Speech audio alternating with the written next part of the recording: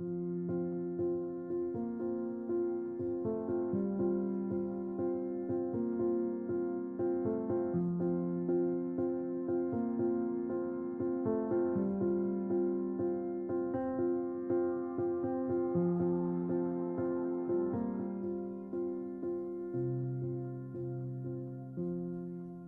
everybody, T.C. Brown, the host of God Made Millionaire TV. I've been waiting all week for you, yes you, to stop on by and watch our show where God-given dreams get activated right before your very eyes. And what a show I've got lined up for you today. Waiting on set, we have Tina Dreffin. Tina is the author of Bluewater, Walkabout into Africa. God has given Tina a purpose to speak to the world.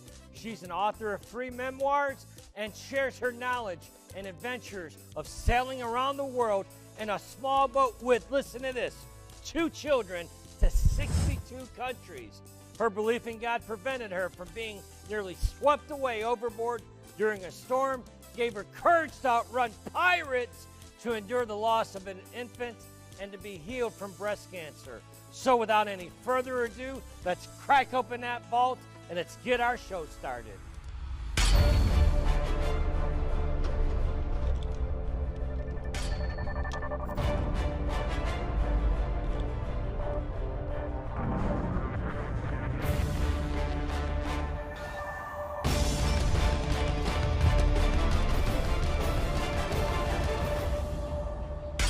Tina, welcome to the show. Thank you, TC. You know, Tina, you and I have a common bond in that we were both chased by pirates at one point in our life. Now, just to clarify, I was chased by pirates in my imagination. Growing up, I don't know of any young boy growing up that wasn't chased by pirates. But you, my dear, actually were chased by pirates while being on a worldwide voyage with your 2 small children across 62 countries. Is that correct? 62 countries, yes. I visited 62 countries, sailed around the world with my 2 teenage sons, yes. And it was terrifying. Your kids on a boat, they want to do everything you don't want them to do, and you want them to be safe, and so it's terrifying all the time. And being chased by pirates, there's 3 places where we got chased by pirates. One off the coast of Ecuador after we went through the Panama Canal. Indonesia is a big place for piracy in the Malacca Strait. And then heading up the Red Sea off the Gulf of Aden, just a couple hundred miles off the coast of Somalia. We didn't carry any weapons on board. I believe that God anointed our vessel.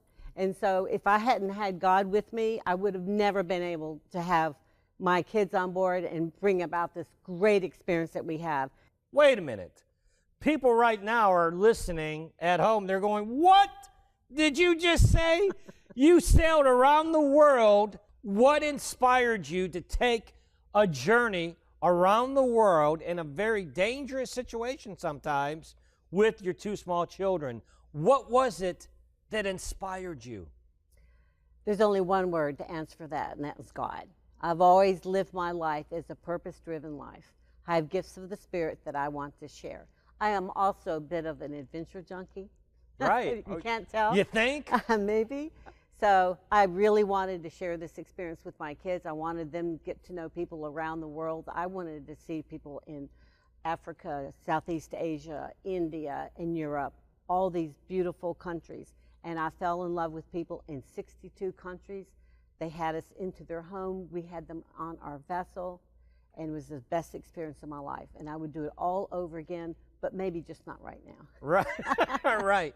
Were you ever in a storm? Because you know what? The preachers that are watching this are going, you know, I preached on this about being in a storm, and literally I know you've had to be in a storm or 2 in your life. So were you ever in a storm that you can tell us about? Yes, I think the one that is most memorable, the one that was off of the coast of Namibia, which is the west coast of Africa. And I'll never forget it. We're a catamaran, so we had the doors bolted shut because the waves were hitting the boat, and you have to bolt them from the inside or else water would come in inside the vessel. And I like taking the dog watch, which is 2 to 4 in the morning, and you're always by yourself. because I like to talk to God by myself without anyone around. That's my time. Right. To be with Spirit. So I went out at 2 in the morning. Sounded like a train was roaring by with jets and crazy weather outside. And I got into the helm seat, and the captain bolted a rope around me to keep me from falling out. And I remember wanting to reach for my coffee thermos. And I looked behind me. I go, okay, quick, I can untie myself and go get my coffee. I just can't reach it. Untied myself, went to reach it, and then I suddenly heard this explosion. And I look up behind me, and there are no stars, because this water is just rising, rising, rising, rising, rising, and it covers the sky above me. And it's 3 meters tall, 36 feet high, almost past the top of my mast. I couldn't see the water or the horizon. I couldn't even see the stars. Well, there were no stars because it was a storm. That's like that scene. That's like in the scene in The Perfect Storm at the end when you see that water rising. That's what it was. Horrifying. Horrifying. It hits the vessel. I'm in a tornado of water, a whirlpool, and it swishes me around like I'm in a washing machine. And I'm thinking, dear God, don't let me wash overboard. It's that night they'll never find me. Never find me. And I just remember grabbing onto the cockpit table, and my legs are flapping like the tail end of a flag. And the water comes in, it fills us up the cockpit. When it recedes, it wants to take me with it. And it's just dragging me, pulling at me, pulling at me, pulling at me. And finally, when it receded, I got up and I banged on the doors and said, let me in, let me in. And I just collapsed in tears, and I said, I'm okay, I'm fine. My older son said, Mom, go back to bed, I'll take this wash. I said, no, I'm getting back in that chair, and I'm riding my horse, absolutely. I was crying, but then I was so happy, I started laughing because I knew God had saved my life. I said, no, I'm getting back in that chair, and I'm going to drink my coffee and finish talking to God, and I did. Wow.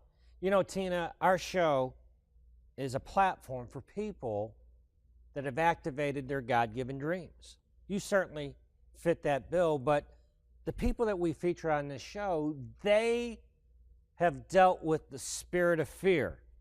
Because most people, the reason that you don't activate a God-given dream is because of fear. What is your take on fear as it relates to this topic? Fear is part of the test. You are not ready for your big dream, for your big goal with God, if you are afraid. And that's what you have to overcome. You have to overcome your fear and realize that it is a test. The devil, the dark side, is always trying to distract you with fear. And especially with our virus going on now. It's a distraction from us all becoming a better world, God being in our world.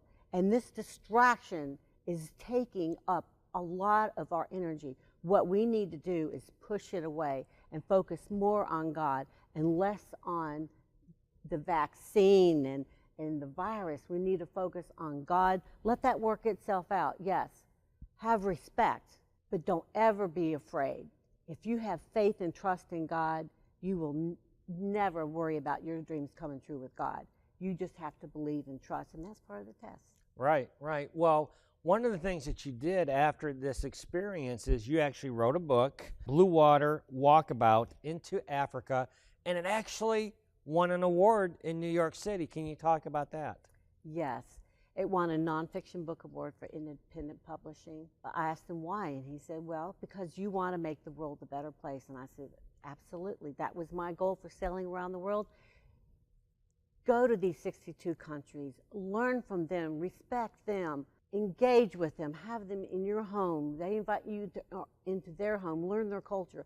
And when you come back, take what you have learned from them and bless it in your own country, in your own community. And that's what I promised God I would do. Wow, wow. Talk a little bit about some of these tragedies that you've endured in your life, because you and I talked before the show. You've been through some stuff other than what you've shared here up until now on the show. I understand that you went through breast cancer, and you're a survivor in so many ways, but breast cancer specifically, can you talk a little bit about that? Well, it was absolutely terrifying. I didn't believe it at first. I was at a family reunion, and my doctor just found it right then and there. And I said, oh, no, no, no, no, no, no, no. That's not possible. Number one, we don't have breast cancer in my family. Number two, I don't have stress. I live on a boat in the Caribbean. I don't have stress. I love my life. I love my family, and I'm a vegetarian. You've got the wrong patient. That's not me. Right. But no, right after Christmas, I was in surgery, and yeah, so I went back to sea after my 6th month of treatment. I went back to sea, and I had a suitcase load of pills. And I went through the Panama Canal, and I started taking those pills, and I said, you know, every time I take, now my doctor isn't going to like me saying this, but every time I took those pills, I was saying, I'm giving control into something that's not God. I took that whole suitcase full of pills. Must have been worth $10,000. Dumped them all overboard. And I had a trail of little blue pills drifting out behind me on the boat. I said, from today forward, I will change my heart, my mind, and my soul to focus on God, to love God, and let Him heal me. And I never was sick again. And that's since 2003. Wow. Yes. Wow. It's a pretty devastating diagnosis to receive. Yes. And it was aggressive, stage 3. It could have gone either way really fast. Hey everybody, T.C. Bradley, host of God Made Millionaire TV, and I'm honored and privileged to host the hottest show on TV, where each and every week we feature God's people, faith-based entrepreneurs and leaders activating their God-given dream right before your very eyes. I want to encourage you that if you're somebody that God has given a God-given dream, I invite you to come on our set and activate your God-given dreams. Book a call with our producers and walk in your destiny. What was your conversation like when you were going through that trauma and that experience of breast cancer? What was your conversation with God like? Because you have shared with us that you have an intimate relationship with God. You talk to God all the time. Take us into some of those conversations. Well, it always starts out with, I know I don't see the bigger picture here, so I'm trusting in you. Right. I get a little bit up in his face. And then I just be honest and I admit that, okay, I'm going to embrace this. I'm going to be stronger. This is a test. It's a distraction for me completing my life goals. And I'm just going to trust. And my family wasn't able to be with me during my procedures. I would go out every night in the dark. And this was in Myrtle Beach. And I would hug a palm tree and walk on the beach at 2 in the morning and just talk to God for hours. Wow. Wow. Now, there are people watching this. There are ladies that are watching this that maybe are in that same position that you were in, Tina. What would you say to them? What would be your message to those ladies that are watching this right now, and they are terrified because of what a doctor just said to them? What would your message be to them as a survivor? Go talk to God. Hear His message. Don't be distracted by your doctor. Be respectful and listen. But truly open your heart to what God can do for you. He can heal. There are miracles happening all the time in healing with cancer, all kinds of cancer. Right, right. Tina, I'm going to tell you, I think one of the tragedies that hits parents that should never hit a parent is the loss of a child. And as you sit here this morning on our set, you've endured the loss of a child. And I don't think any parent should have to go through that experience, but you've had to go through that as well. Can you share with us that experience? Yes, she was a baby. They'd just come through the Panama Canal, and the captain came up to me and said, well, we're headed to New Zealand, and there's no turning back. once you head out into the South Pacific, the winds and the seas are with us, but you can't turn around and come home until you keep going on around the world, unless you have your vessel shipped home, which is not an option for us. And I said, no, there's something wrong. I don't feel right. There's something wrong. So when I got home, my doctor did an ultrasound, and the baby was under stress. I was out to here. 22 and a half weeks. A baby can live if she had been born alive. But she died inside of me, and I hit a depression after that. That was really hard for me to come out of. And you're right, the loss of a child, you never, ever get over it. Ever. It's not supposed to happen, but it does. And again, you just have to go to God and give it to Him and forgive and love, because you're going to have another hardship after that. You're always going to have hardships in life. If you don't have hardships in life, you're never going to grow in grace with God. So that was something I had to endure, and it took me a long time to recover, and I'll never be the same. She was a special in my heart, and we named her Eve. So she's still with me right here. Amen. Can you share right now for the ladies that are watching this right now, and they're watching, they've tuned in, maybe you were just flipping the dial and randomly you came across our show and you just heard this story, and maybe you were where Tina was at that precise moment in your life. Maybe you've lost a child recently. Tina, can you look into the camera and can you speak to that woman a special message of hope and inspiration? I know the loss of your child is very painful to you. But that child is with God now, in a happy place. Trust and see your child there in the loving arms of God and all your family members before that child. Picture that every day and let love and life carry on so that you can bless other lives with your God-given joy. Beautifully said. Beautifully said. Tina, I want to shift our show a little bit into, you're kind of rambunctious. I think you have a little outlaw pirate in you, if I'm being honest with you. I think you got a little pirate in you myself.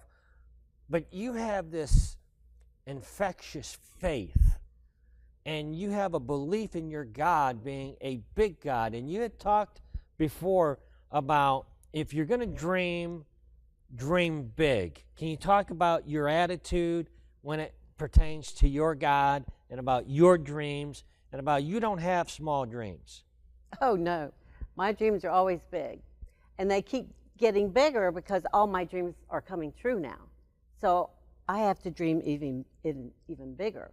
It's always been my dream to talk about God on a TV show. Ever since I've been a little girl, my mom and dad used to watch religious TV shows on TV about talking about God. I go, I want to be that person who gets interviewed. And I was just a little kid. Right. So now my dream has come true. Now I even have a bigger dream. I want my entire story to be made into a Hollywood movie because I want to inspire people that no matter what you're going through, we're all facing battles. Whether you're steel carting water from a well and you have a dirt floor in your hut, you have to gather firewood. Your crops are all gone because of weather shifting patterns. You're losing people in your family. You're in war. In our country, we all face battles. We're all emotionally and spiritually facing the same spiritual battles. And my dream is, having visited all those countries, is to unite us all together under one big God umbrella of love and acceptance. And I want my books made into a movie to inspire others. So that's my dream. You got to dream big, and when you dream big, God makes it happen. Well, here's the thing. I will align my faith with your faith about your life story being made into a movie, if you can promise me that when that comes to pass, I get to play one of the pirates in the movie. Is that a deal? Deal. Okay. Where did this come from, this lioness? You sit here in front of me, and yet you look like a little lamb, but you're this lioness. Where did this fierce faith come from, Tina? My mother and dad. My mother wrote the entire Bible in poetry form. Wow. Poetry form. All books of the Bible. And did you know she never graduated from high school? But by the time she turned 72, she had a PhD in divinity. Wow. Yes. So now, is she your mom still alive? No, unfortunately, she's passed. She dreamed real big. Wow, so that came from your mom. Yes, she taught me to dream big, be bold, and be faithful. That boldness, tell us a little bit how important that boldness is in your life. What do you think? Your boldness is your protection. Because when people know that you are a God-given person, it not only speaks to them, but they're going to leave you alone. They know they can't mess with you because God's hands are so big. I have a protection around me that's God-given, my friends, my family, and my spirit. Tina, you spoke earlier about a purpose-driven life. You said you live a purpose-driven life. What does that mean to you when you say that? That means that everything I do has a meaning behind it. Number one, I want the time for quality of life to be able to accomplish a driven life to where I can help others, help heal others with words or with love, inspiration. Writing my books was number one, to share all my short stories of how I went through hardships. They were not easy for me. I had to put my own self through college. And that from day one, I became a fighter because I knew God had the bigger picture for me. And I was going to live every day according to His will and how that was going to contribute to my big dream of living life with purpose, create my destiny, and dream big.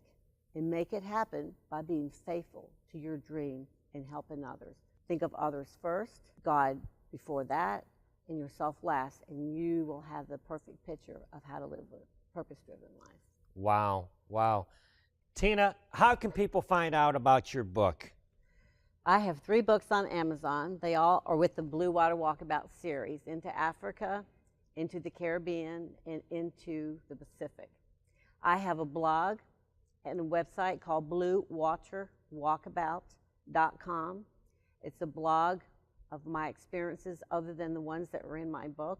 And there are also 3 book trailers of movies that focus on my other 2 books. And I'm going to be a pirate in that movie. And you are going to be a pirate in that movie. You can count on it.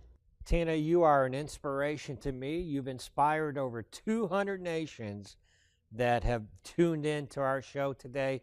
But before we go, I want you to speak into the camera at home. I want to give you an opportunity to literally, God has anointed you for this purpose and for this season.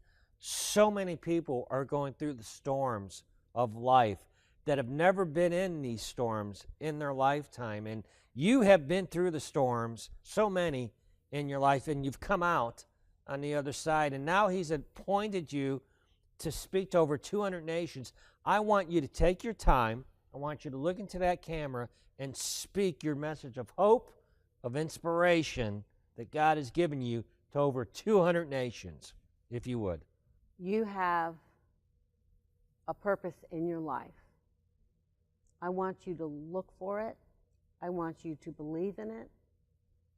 I want you to wrap God's wings of love around you. You may not see it, but it is there. We're all suffering through battles right now. We're all trying to figure out what's going on in our lives. But you have people beneath you and living around you that are waiting for you to step up and be their spiritual leader, whether it's in your family or your community or your work. You can help others by listening to God and following through and trust. No matter what you're going through, no matter what battle you're suffering, we all are suffering battles. They're just different kinds of battles. Spiritual battles, financial battles, health battles, family battles, drug addiction battles, everything. We have to pull together as a world and get over the suffering and believe in God and let Him strengthen your spirit and trust. This time too shall pass, I promise you. And you'll be a stronger person in faith and in spirit.